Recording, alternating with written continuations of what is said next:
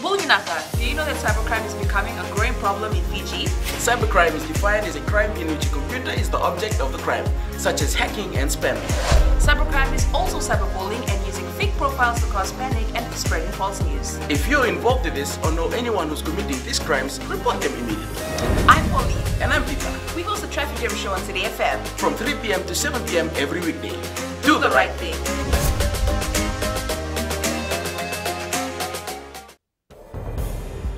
Fiji in this bulletin, $5 million damage to roads from TC Sarai.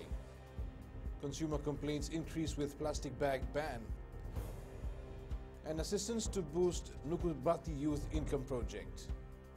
From the studios of FBC Suva, Edwin Nunn. The damage to road and infrastructure caused by Tropical Cyclone Sarai is around $5 million. Ground assessment carried out by the Fiji Roads Authority shows some crossings and roads were washed out. The FRA's assessment teams are still on the ground updating damage.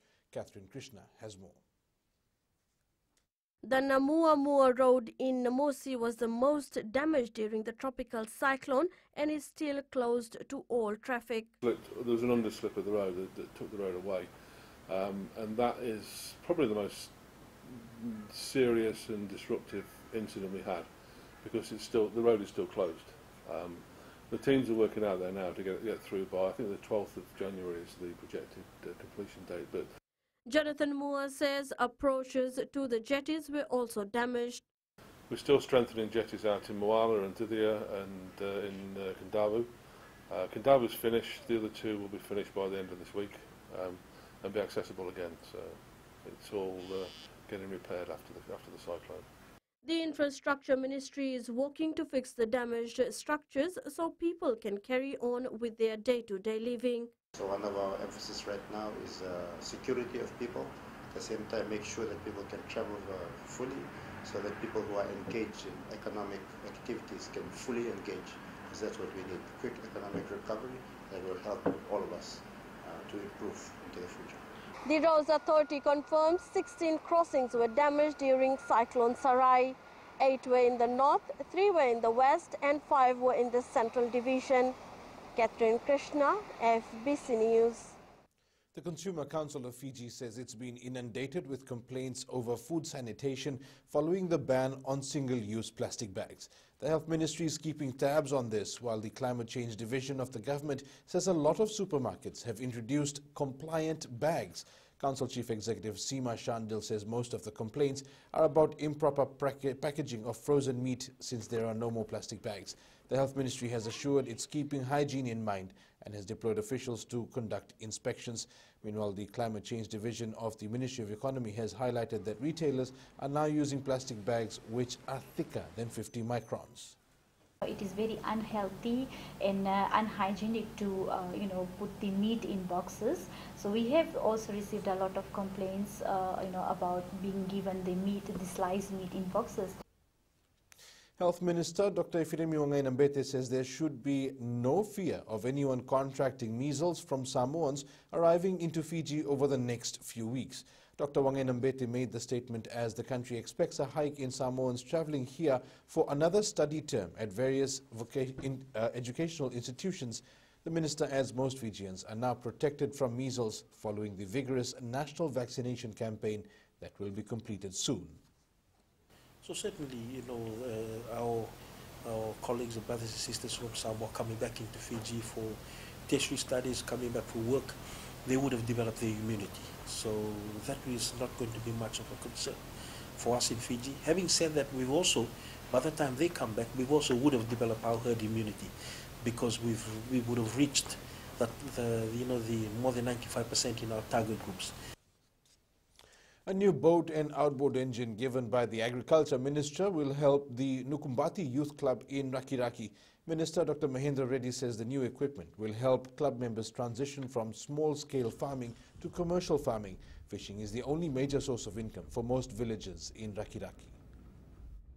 If you use it wisely, use it well, it can really bring prosperity to the households, brighter future to the youths, our children, and will assist you in meeting your aspirations and government's aspiration.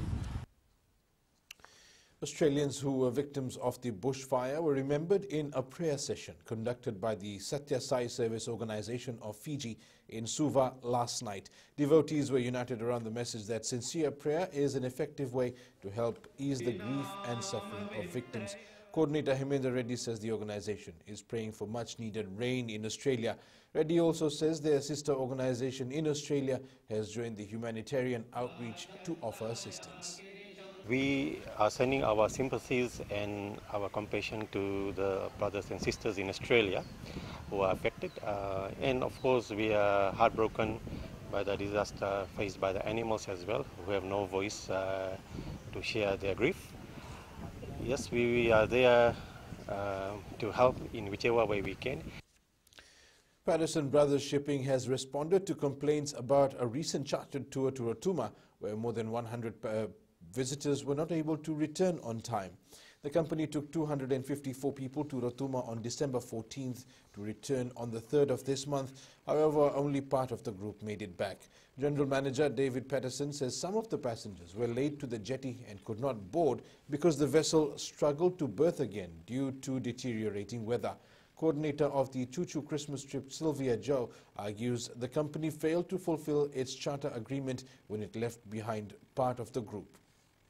I was gutted, totally gutted, and I could see all the people at the wharf, and I knew that, you know, things weren't right with people. Later on, I heard people were crying, cursing me because their way of thinking is I took off and left them behind.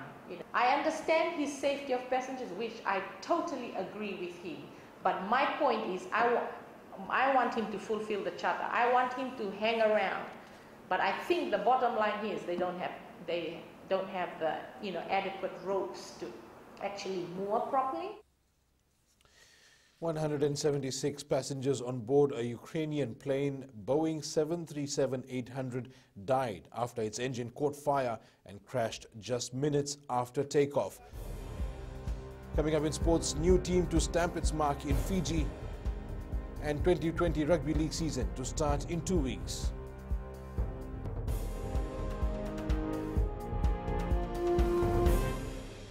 Oira na ngwane na nonde inuni ena beisinga ni mataka. Mersi sunga da kena loma dina kena mikron. Sakena ngau na mitar lobi na nora baksa ngai kabala loma taki na ngwane.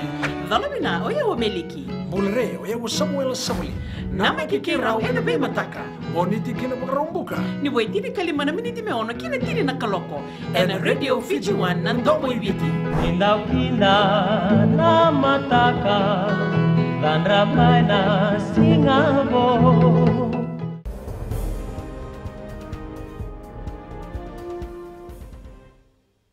Welcome back. Laced with rugby league players, the Coastline Roos will be aiming to create upsets at the second Basic Homes Tambandamu Sevens tournament at Prince Charles Park in Nandi, which kicks off tomorrow. The Nanronga side based will be competing in only its second tournament after taking part in the Nanronga Sevens last month. With majority of the players taking part in rugby league competitions in Australia, the coaching staff is confident they will spark during the tournament. Especially with our sevens pattern, because most of the boys have played rugby league in the whole season this year, last year. It's pretty hard to change, like switch from rugby league to rugby sevens, especially rugby sevens. But we hope the boys can adapt to the sevens games, because majority of these boys plays in rugby league comp in Australia, so hopefully they should do well. The pools for the second Basic Homes Tambandamu Sevens tournament have been drawn, with 6 different pools for the Tanoa International Hotel men's division. Defending champion CK Suva Bagan Tambandamu has been drawn in Pool A.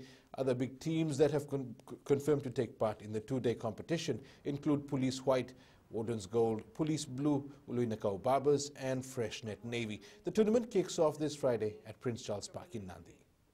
Preparation is very good with the organizing committee, and we are looking forward for the second Basic Home Tambandamu Sevens tournament. Despite the last-minute change in the venue, I would like to thank the organizing committee for putting their hands together in working for the building up to the tournament. Defending their title at the Tamandamu Sevens will not be an easy task. After defeating Police in the final last year, the Tamandamu side knows expectations from families and supporters will be high. Talei Mateirakula with this report. Tamandamu Sevens trainer Basilio Tikiko says coming out on top is their goal. Because we are defending Tamandamu Sevens title holders, our target is to once again win this tournament. Since the formation of the team 10 years ago, former Fiji Sevens player and Tamandamu captain Chonya Vota says the club aims to lead its players to greater heights. The club is open to anyone who has the talent to play rugby and is looking for means to provide for their family. Many prominent rugby players came through the club, and it will continue to provide a platform for young players to make a name and living for themselves in rugby. With Chonya Vota, other former Fiji Sevens players will feature in the team, including Leon Naikasau, Manuel Ilangai, Samumbale and Glenn Kautini.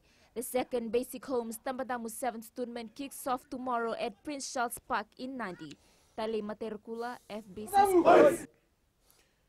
Two players in the Fiji Airways Fijiana team are injured at the moment. Coach Sayasi Fuli says Luisa Tisolo and Ana Maria Rongida have sustained minor injuries. However, Fuli adds both players continue to train with the team as the injuries are minor. He adds they are trying to assess the players and will decide later whether there will be any changes made to the squad.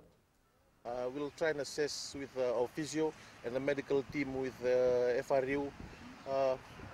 We'll decide next week if they're okay, but nothing serious. Yeah, players are here. We can still pull from the rest of the squad. Yeah. The domestic rugby league season will kick off in 2 weeks. The National Rugby League Interim Chief Executive Don Natambe says they will start with the school competition. The Vodafone Cup will start in April and run for about 25 weeks. We're expecting to launch a series of our events in the coming weeks. I know for a fact that the secondary school will be first up, and we're expecting to kick off our secondary school season towards the second week of this term.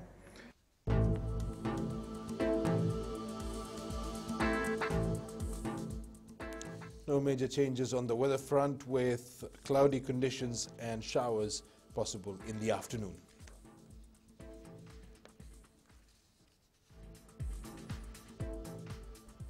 And that's your morning news on FBC. Remember to join us at 1 p.m. and 7 p.m. for our major bulletin. For these stories and others, you can also tune in daily to our sister radio station, Gold FM.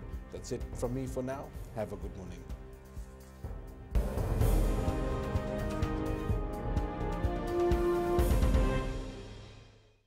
हमारे खूबसूरत देश Fiji में child abuse की घटनाएं आए दिन बढ़ रही है। क्यों बच्चों का मासूम बचपन अब्यूज का शिकार हो जाता है? अपने बच्चों की सुरक्षा का खास ख्याल रखें। उनसे बातचीत करें, उनके दोस्तों के बारे में जानें। आज के बच्चे देश का भविष्य है। मैं दीप्ति और मैं मोनिश, आपके हमसफर। शामिल हो जाए हमारे साथ मंडे टू फ्राइडे 5:45 AM से 10 AM तक रेडियो फिजी 2 देश की धड़कन पर।